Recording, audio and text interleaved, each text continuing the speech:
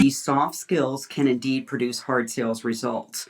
So from a position of influence, let's say you're trying to persuade people that empathy really can make business happen. And so instead of telling, you'd simply ask questions such as, well, what was the conversation not happening? And people will look and they'll say, what do you mean? What was the elephant in the room that we didn't pick up on and therefore is the reason we didn't get a second meeting or we lost the opportunity?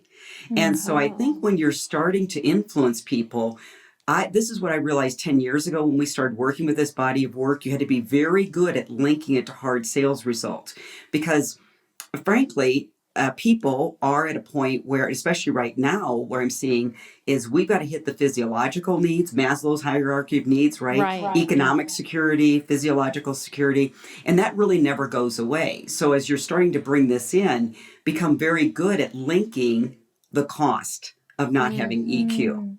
I see a lot of times when they're not having conversations with the right decision makers, C-suite, big office, big title.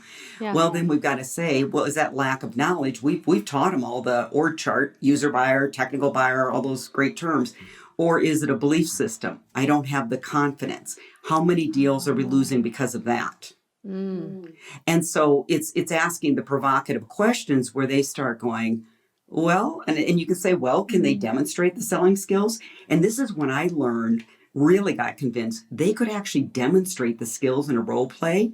And yet when they got out in a real sales call, they weren't demonstrating those skills. That's lack of soft skills, assertiveness, impulse control, optimism, self-talk. And so that's what I would advise people to do. Start linking it with the conversation and questions.